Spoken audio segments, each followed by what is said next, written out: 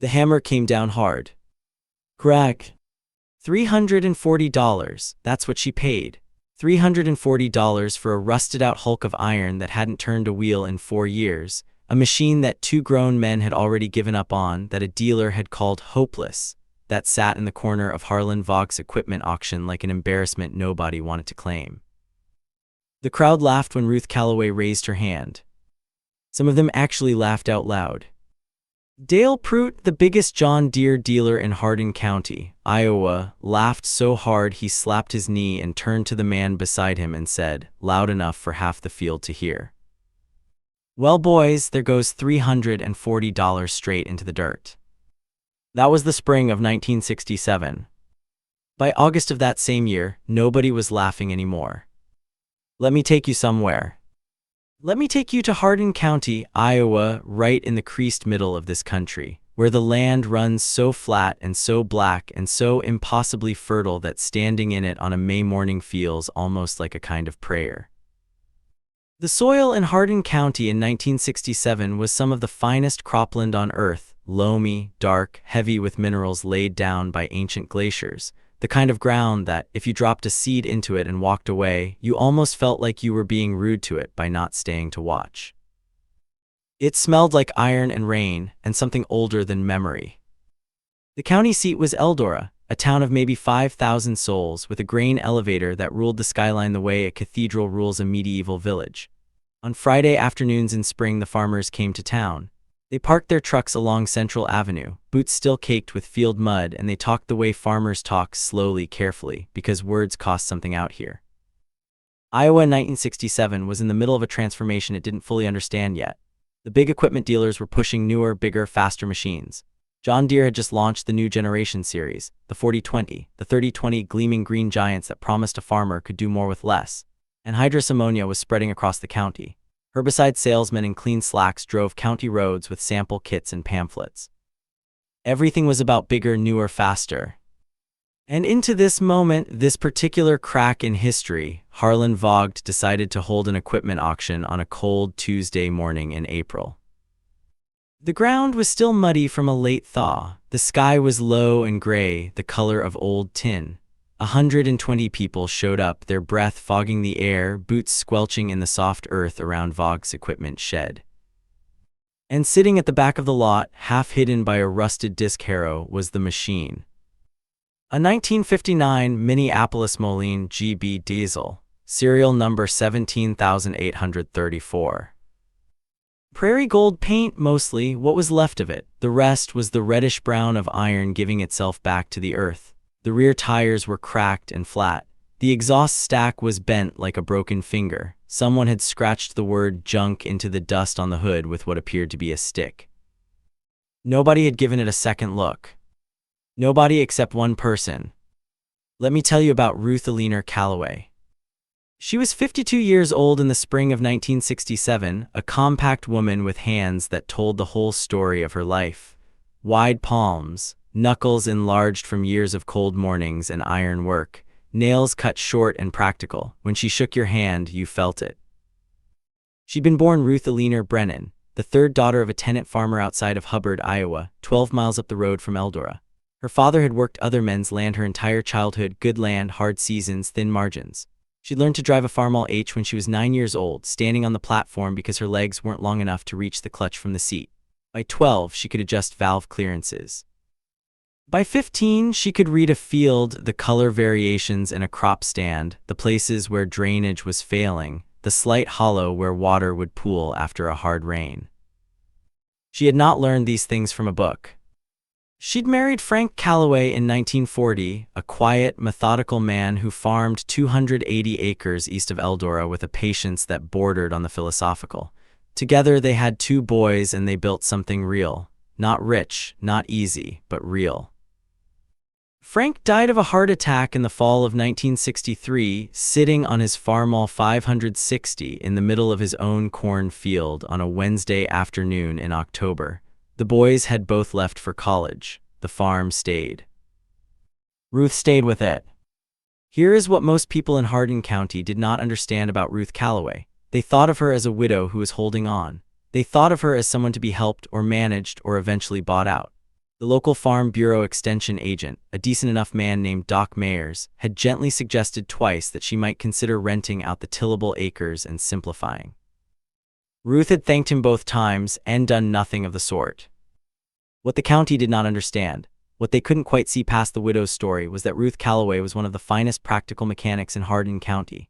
She had learned at her father's side, refined at Frank's, and spent the 4 years since Frank's death doing every bit of her own equipment maintenance.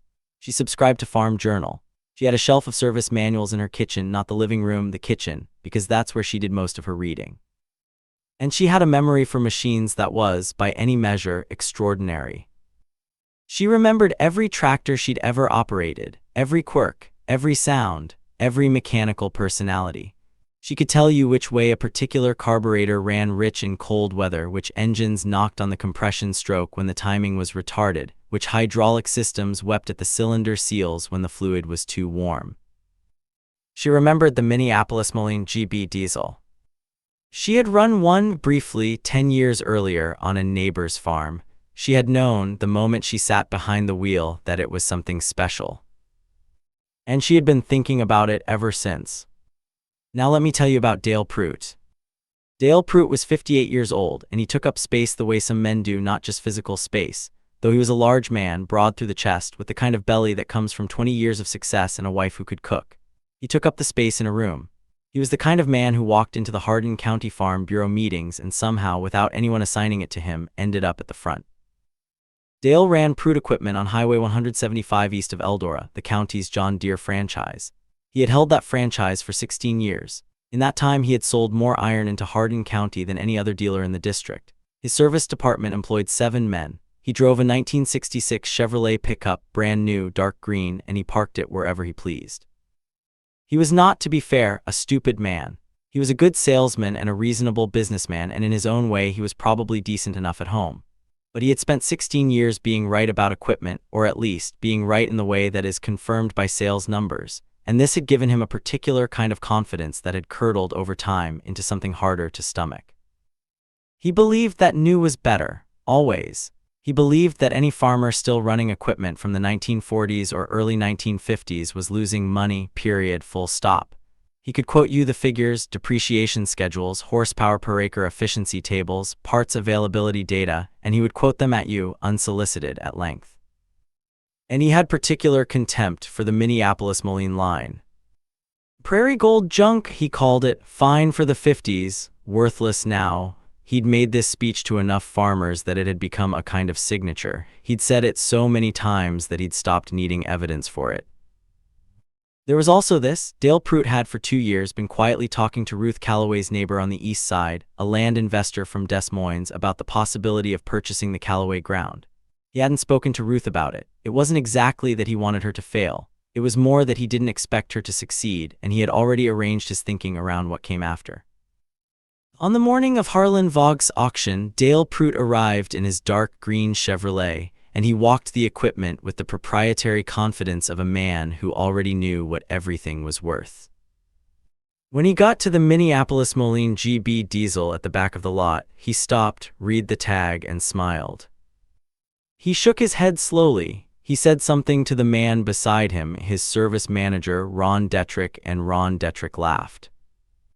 When Ruth Calloway walked up to the machine a few minutes later and spent 15 minutes looking at it, not walking around it casually, but looking at it, getting down on one knee in the mud to look at the undercarriage, pulling the dipstick, peering at the injection pump, Dale Pruitt watched her with an expression that was almost fond. The way you look at a child doing something that you find both cute and misguided. Now let me pause here and ask you something. Have you ever been in a room, or in this case, a muddy equipment yard, where someone laughed at you, not behind your back, right in front of you, loud enough that other people heard and had to decide whether to join in or look away? Ruth Calloway had been in that room before. When the bidding opened on the Minneapolis-Moline GB, the auctioneer, a fast-talking man named Dewey Schieffer, who wore the same brown hat to every sale in the county, started at $500 and got silence. Tried $450, more silence, worked it down, working down to $350 before a hand finally went up from the back. It was Walt Kessler, a farmer from the north part of the county, who wanted it for parts. He said as much out loud. $350 for scrap, Walt said, and people nodded like that was the right answer. Then Ruth Calloway raised her hand. $360. The yard went still for a moment. Dale Pruitt, standing maybe 30 feet away, near the line of John Deere equipment he'd consigned to the sale, turned around. Walt Kessler looked at Ruth, shrugged, dropped out. $360, going once. Ruth Calloway raised her hand again. $340, she said, correcting the auctioneer because Dewey Schieffer had misheard her. $340. Schieffer shrugged and took it. Nobody else bid. Sold. And that's when Dale Pruitt walked over. He walked over with Ron Detrick and another man, a seed dealer named Carl Bonner, and the three of them stood near Ruth as she wrote out her check, and Dale said, in a voice that was not quite directed at her but was unmistakably for her benefit, "Boys, I want you to remember this day. This right here is what they call throwing good money after bad." He gestured toward the machine. "That thing has a stiction problem in the injection pump that's been there since '62. Minneapolis Moline themselves couldn't fix it. Parts are discontinued. The fuel system runs at 1800 psi. Nobody in this county works on that anymore." Carl Bonner nodded slowly, like Dale was delivering wisdom. Ron Detrick said, "Barely worth the scrap." And then Dale Pruitt said the thing that people in Hardin County would be quoting in one version or another for the next 40 years. He said it with a kind of benevolent pity that was, in its way, the most cutting kind. "Mrs. Calloway, I'll give you $400 for it right now. Save you the trouble of hauling it home." Ruth finished writing her check. She tore it from the book. She handed it to Dewey Schieffer. She looked at Dale Pruitt and said, simply and without heat, "No thank you, Dale." And she walked to her truck to arrange the haul. There was a beat of silence, and then Dale Pruitt said to the group around him in a lower voice but not a private one, "Well, some lessons cost more than others." People within earshot smiled, a few chuckled. Earl Hicks, Ruth's neighbor to the west, a fair-minded man with a seed corn cap and a weathered face, did not smile.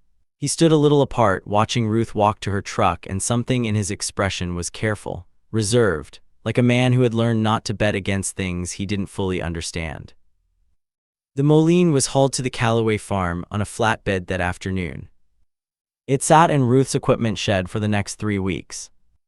And during those 3 weeks, the county talked. Let me tell you what Ruth Calloway knew. Let me tell you what she had known, in fact, since the morning she first walked up to that machine in Vogg's muddy equipment yard and saw something nobody else saw. The Minneapolis Moline GB diesel was, in the early 1960s, one of the most powerful row crop tractors built in America. It produced 68 horsepower at the drawbar, a figure that in 1959 was genuinely extraordinary for a row crop machine. It pulled heavy. It ran cool. It had a fuel system designed for continuous high-load work that lesser machines couldn't match for the same duration. Dale Pruitt was right that the injection system was complex. He was right that it ran at high pressure. He was right that parts were becoming harder to source.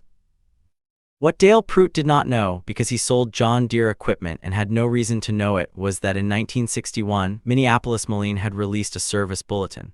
Bulletin number 46C. It was not widely distributed. It was sent only to dealers, most of whom, by 1961, were already struggling as the company declined. The bulletin described a specific recalibration procedure for the Rusa master injection pump used in the GB series, a 3-step process involving the throttle stop screw, the fuel return line restrictor, and a specific fuel filter bypass that, when performed correctly, eliminated the stiction problem entirely.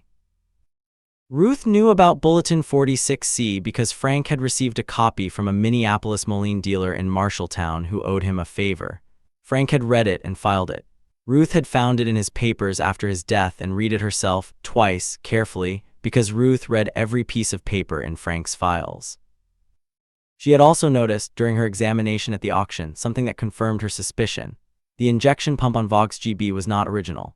It had been replaced, she could tell by the casting date stamp and the paint overspray on the mounting bolts, probably around 1962 or 1963.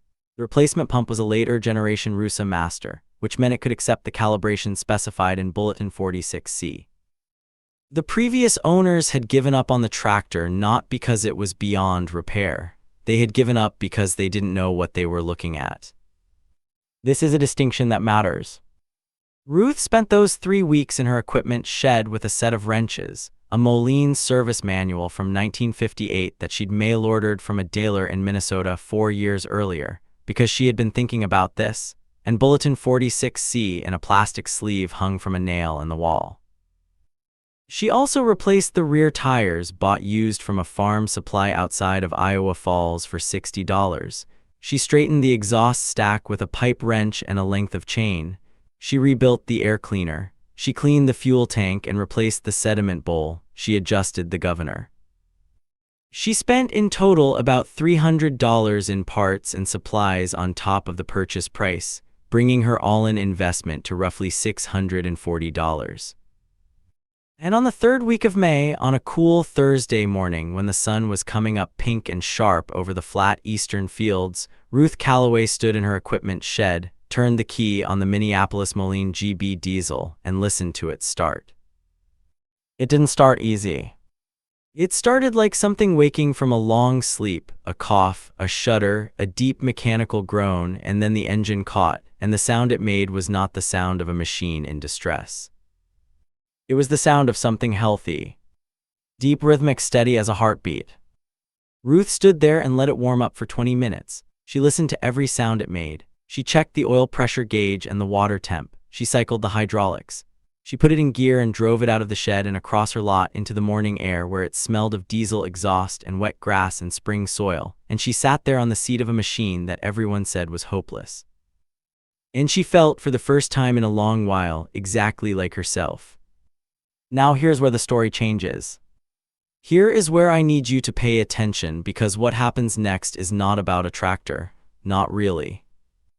The Hardin County Farm Progress Days were held every year in late July or early August, a county extension event that combined a small equipment show, a field demonstration day, and enough potluck food to provision a small army.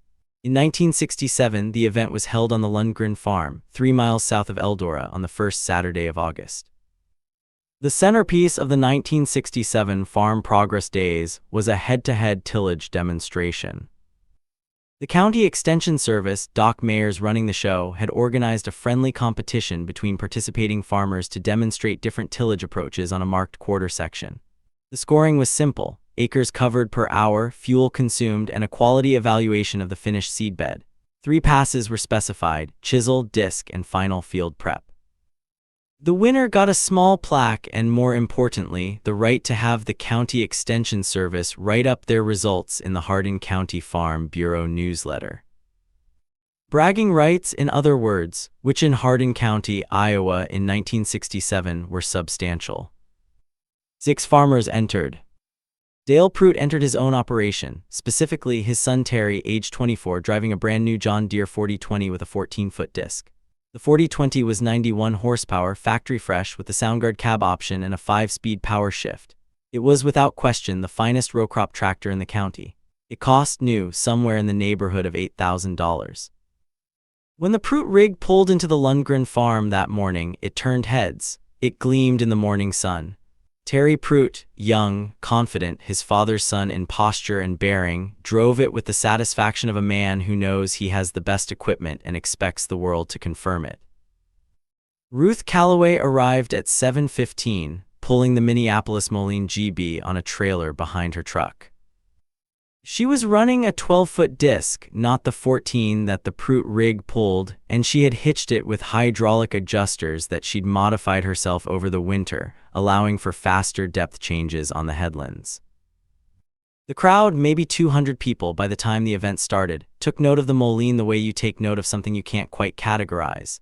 There was a murmur. A few people pointed.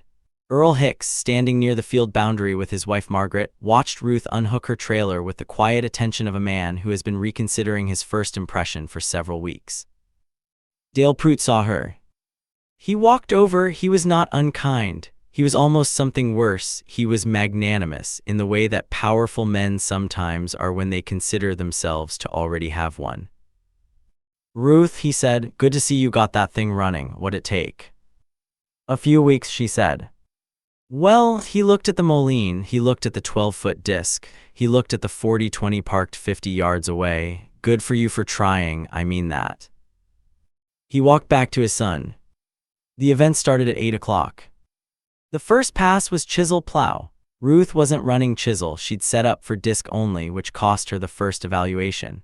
The Prute 40-20 handled chisel work with mechanical authority, the big diesel pushing through last year's corn residue without hesitation, churning the ground in clean, even rows. Terry Prute drove it straight and fast. Then came the disc passes, and here is where the story lives. Here is what you need to understand about a 12-foot disc versus a 14-foot disc when pulled by the right machine.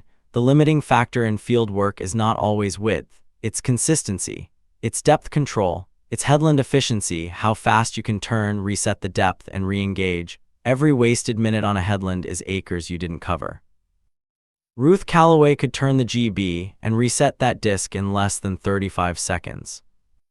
She had timed it, practiced it. She knew every inch of the hydraulic response. She knew the moment the disc was at depth.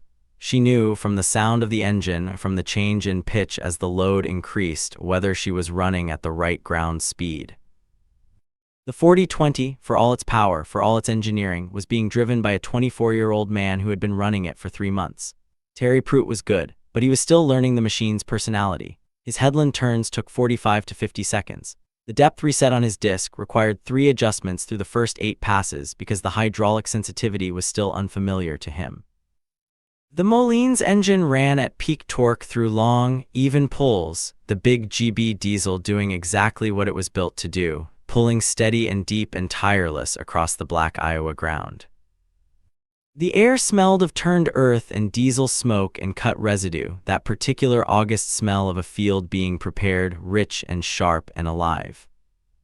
Ruth drove in silence. She wore no hat, her gray hair caught the morning wind. She sat upright on the seat in the posture of someone who is completely at home, not tense, not performing, just working. Around the 3rd pass, people stopped talking and started watching. Around the 5th pass, Doc Mayers began walking the edge of the field with a clipboard, and the expression on his face was the expression of a man who is revising his calculations. Around the 7th pass, 2 hours into the demonstration, Earl Hicks walked over to where Dale Prute was standing and said nothing. He just stood beside him, and Dale Prute said nothing back, and they both watched Ruth Calloway work.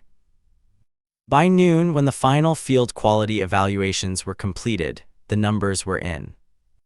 Ruth Calloway had covered 62% of what the Prute operation had covered in the same time, because of the disc width difference, but her fuel consumption per acre was measurably lower, and her seedbed quality scores were higher. The disc depth consistency on her finished passes, measured by Doc Mayers with a steel ruler at 12 points across the field, was nearly perfect, variance of less than 3/4 of an inch across the width. It was the kind of uniformity that showed up in yield at harvest time. She had not won the competition outright. The Prute 40-20 covered more ground. But here is what the numbers actually showed. Here is what Doc Mayers would later write in the Hardin County Extension Report, is that Ruth Calloway, operating a machine purchased for $340 and repaired for $300 more, had achieved a cost per acre tillage efficiency that bettered the Prute operation by 31%. 31%. On a machine everyone said was hopeless. Now let me ask you something. Have you ever watched a crowd go quiet, not the quiet of boredom or the quiet of distraction? The quiet that happens when reality corrects itself, when something everyone believed to be true turns out not to be, and everyone present realizes it at the same moment. It is a particular kind of silence. Doc Mayers read the numbers aloud, standing on the tailgate of his pickup truck, to the assembled crowd at the Lundgren farm. He read them carefully and without editorializing because Doc Mayers was a fair man. He just read what the clipboard said. When he was done, he looked up. The crowd was quiet. Terry Prute was looking at the ground. Dale Prute was looking at the Minneapolis Moline GB, which Ruth had parked neatly at the field edge. The machine was running still, she hadn't shut it off, and in the quiet of the crowd you could hear it clearly. That deep, steady, rhythmic sound, not loud, not showy, just steady. A woman named Bev Harding, who ran a farm implement accounting service out of Eldora and was standing near the back of the crowd, said, not to anyone in particular, "Well, I'll be." Earl Hicks said nothing. He just stood there. And slowly, over the next 2 or 3 minutes, a few men drifted over toward the Moline, looking at it differently now. One man, a younger farmer named Gary Tanner, crouched down near the injection pump and peered at it the way a man looks at something he's trying to understand. Dale Pruitt walked over to where Ruth was standing. He stood beside her for a moment, looking at the machine. Then he said, "What's the secret?" Ruth looked at him. "There's no secret. The manual tells you everything." He looked at her for a long moment. "I shouldn't have said what I said at the auction." Ruth looked back at the field. "No," she said simply, "you shouldn't have." And that was it. No speech, no moment of theatrical vindication, no raised voices, just the quiet correction of a record, the kind of moment that doesn't make for dramatic footage but that lands somewhere deep in a person and doesn't leave. Dale Pruitt walked back to his truck. He sat in it for a while before he drove away. "Now let me tell you what happened next. Not what happened in the next week, though I'll tell you that too, but what happened in the years that followed. Because this kind of story doesn't end at the county fair. This kind of story ripples." In the weeks after Farm Progress Days, 4 different farmers in Hardin County called Ruth Calloway asking about the Minneapolis Moline GB. 2 of them had seen similar machines at sales and dismissed them. One of them, Gary Tanner, the young man who'd crouched down near the injection pump, drove out to the Calloway farm on a Thursday afternoon in September. Ruth showed him the service manual. She showed him Bulletin 46C. She showed him the injection pump and walked him through the calibration procedure, pointing to each component, explaining what the previous owners had missed and why. Gary Tanner went home and spent 3 weeks tracking down a 1960 Minneapolis Moline GB from an estate sale in Marshall County. He paid $450 for it. He followed Ruth's procedure. He ran that tractor for 19 years. In 1968, Doc Mayers included a write-up on Ruth Calloway's tillage results in the Hardin County Farm Bureau newsletter. The piece was picked up, somewhat to Doc's surprise, by the Iowa State Extension Service, and a version of it appeared in an extension publication that went to county agents across the state. The framing was dry and technical, as extension publications tend to be, but the numbers were the numbers. Ruth did not seek out this attention. She gave one interview to the newsletter and said the following, which was quoted in the extension piece: "Old equipment isn't necessarily worn-out equipment. Sometimes it's just misunderstood equipment. The key is to know what you're looking at." She planted corn and soybeans on her 280 acres through the 1960s and into the 1970s. She kept the Moline GB as her primary field machine until 1974, when she added a 1966 Oliver 1800, also purchased used, for what everyone considered too little, to handle the increased acreage she'd picked up by cash renting an adjoining 80 from a neighbor who'd moved to town. She never sold the Calloway farm. She never rented out the tillable. The Des Moines investor who'd been talking to Dale Pruitt eventually stopped calling. In 1971, Dale Pruitt sold his equipment dealership. He didn't get out of the business entirely. He went into used equipment brokerage for a few years, but the franchise changed hands. His son Terry eventually left the county and went into insurance in Des Moines. Earl Hicks, who farmed the land to Ruth's west, told this story to his son Dennis in 1979. Told it while they were working on a piece of equipment in Earl's shop, and Dennis Hicks remembered it. He told it to his own son in the mid-1990s. The details changed slightly in each telling, the way stories do, but the core of it stayed true: the woman, the auction, the machine, the field. In 1982, Ruth Calloway stepped back from farming and rented the ground to a young couple from Eldora named Peterson. She kept the house. She kept the shop. She kept the Minneapolis Moline GB in the machine shed, which she never sold. She died in 1991, at 76 years old, on a Sunday morning in March. In her papers, her son David found a folder labeled in her handwriting, "Equipment MMGB." Inside was the 1958 service manual, dog-eared and margin-noted in pencil. The used copy of Farm Journal where she'd first read an extended test review of the GB in 1958. And a single page, laminated by this point, the lamination yellowed and bubbling at the corners. That was a photocopy of Service Bulletin 46C. David Calloway kept the folder. He also kept the tractor. Let me close with something. Let me close with what I think Ruth Calloway actually understood, what she knew that April morning when she walked up to a rusted, flat-tired, dismissed piece of iron in Harlan Vogg's muddy equipment yard and raised her hand. She knew something that takes most of us a lifetime to learn, and some of us never do. She knew that the crowd's opinion of something is information, but it is not truth. It is data about confidence, about reputation, about what people believe, and what people believe is shaped by who's been doing the talking. In Hardin County, Iowa in 1967, the man doing the talking was a John Deere dealer who benefited, financially and socially, from the depreciation of every machine that wasn't in his catalog. Ruth Calloway didn't resent Dale Pruitt for this. She simply accounted for it. She adjusted for the bias in her information the way a good farmer adjusts for drainage when laying out a field. She accounted for the slope of the thing and made her decisions accordingly.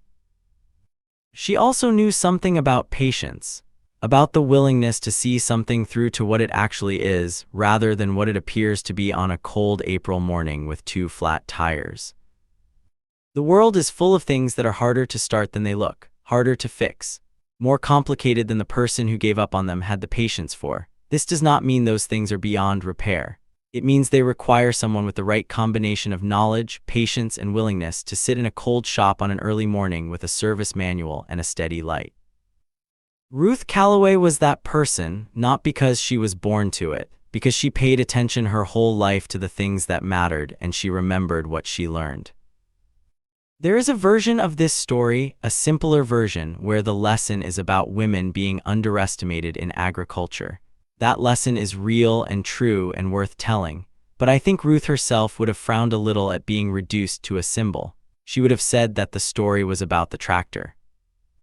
And she would have been right partially. But she would also, I think, have said something like this. The machine was fine, it was always fine. The problem was that nobody took the time to understand it.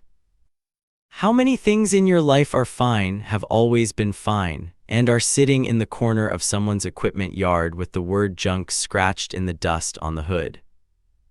How many things have you walked past, or sold short, or let someone else's certainty convince you to dismiss? The Minneapolis Moline GB that Ruth Calloway bought for $340 and repaired for $300 more produced its best work in the summer of 1967, in the black fields of Hardin County, Iowa, in the hands of a woman who took the time to understand it. And it ran like it was brand new. Let me leave you with that. Historical context is real. Hardin County, Iowa, the 1967 Farm Progress Days format, Minneapolis Moline GB diesel specifications, and RUSA master injection systems are presented with historical accuracy. Characters, dialogue, and specific events are dramatized for storytelling purposes. Ruth Calloway, Dale Pruitt, and all named individuals are fictional. If this story meant something to you, if it reminded you of someone you know, a machine you've seen, a piece of wisdom you were handed by someone the world underestimated, drop their name in the comments. They belong here. This is The Forgotten Farmer. We'll see you next time.